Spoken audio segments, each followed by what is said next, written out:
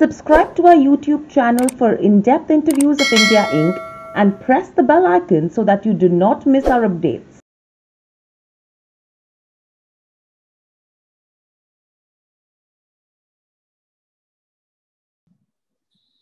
Hello and welcome to Nirmal Bang, ladies and gentlemen. I'm Hiral Daria. We have with us Kunal Shah, Head of Commodities Research, joining in. Clearly, if you go to see Kunal, let's start with the dollar index. It's extending its gains from yesterday's session. And overall, if you see, you have the euro and Japanese yen, which have hit multi-month lows as well. Now, the index is being underpinned by the comments that we saw from Jerome Powell on Thursday. Do you think this is something which will continue? Yeah, I think we are. No, this time is very unpredictable, and whatever is going on in the world is something which you cannot make a sense of it. So if you see what is happening with the U.S. 10-year bond yield today, from today morning it is being cooling off from 1.58 to 1.54. So never in the history of financial market everyone is closing bond yield so closely. So if I'm looking at this bond yield, we look it from the broader point of view. But now the movement of 4-5 pips every day is causing such a big upside and downside in the prices of commodities and other asset class. So it remains to be seen what is done in today's job data, what is coming out of it. So the job data is worse than expected, then dollar index will weaken. That will be good for the bullion. Dollar index is right now at critical juncture. 92 is the level, psychological hurdle level. If it reaches above it, right now trading at 91.95. If it goes above it, then I think we are going to see some up. As far as Indian rupee is concerned, I think we are in for some depreciation in the Indian rupee, mainly because of the fact that oil is trading at $67. After yesterday, oil moved up by 6%, and today also it is up by 1%. OPEC did not increase the production, and it vowed to continue the production cut till the month of April. So I think this is going to create big problem for our country.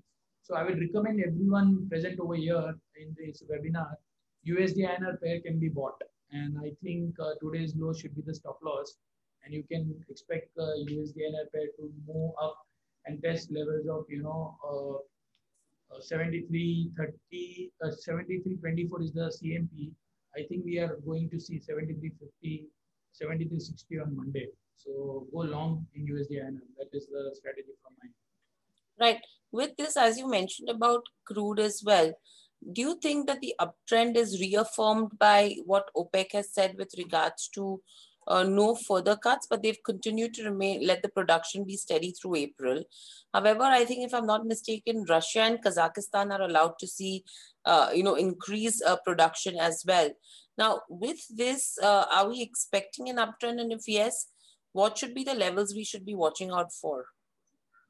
So right now, oil market is in a deficit of 0.5 million barrels per day, and the demand is picking up. So next month, I think this deficit will be more than 1.5 million barrels, because the more people are taking vaccination and the more the global economy is recovering, I think the oil demand is going to come back. Last year, we have an overhang of 5 million barrels per day of demand. So now, interestingly, if production cuts are continuing, so every day 5.7 million barrels of crude is not coming to the market, and at the same time, in future, in next 2 months, that none of the supply is going to come.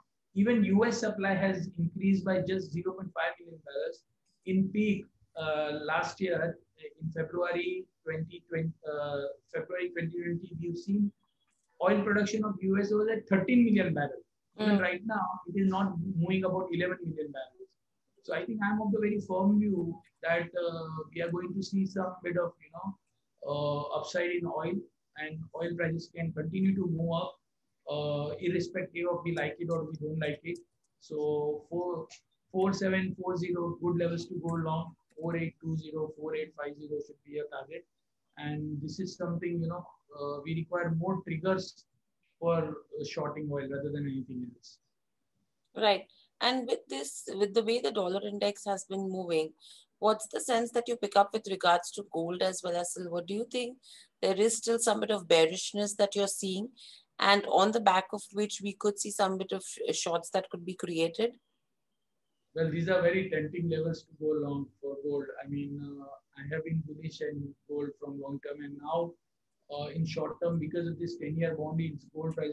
So today at 7 o'clock, we are going to see a non-farm payrolls number. So prior was 49,000. This time expected is 1,98,000. So anything below 100K or 1 lakh, I think gold is in intraday can shoot up, because the job market in US is still not pretty strong. So there is a chance that the payroll number can weaken. So for evening session, I'll recommend everyone to go long in gold. 44,300 should be the entry level. Strict stop loss of 44,100 and expect 200 rupees stop loss is what I'm recommending. And on the upside, it can very well test, levels of 44,600 to 650.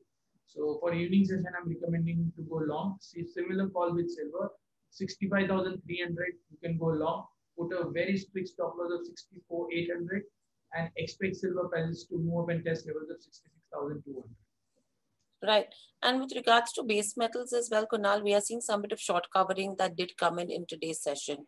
Nickel, if you go to see, saw the majority of the gains, whereas the other metals also have seen some bit of an up move. Clearly, do you think this is something which will continue, or are you expecting a sideways move from here on? After 2 days of massive sell-off in base metal prices, we are seeing some recovery. So I think that ultra bullish trend for the time being seems to be, taking a breather. So copper can go up by 684, 685. Nickel can go up by 1194, 1195.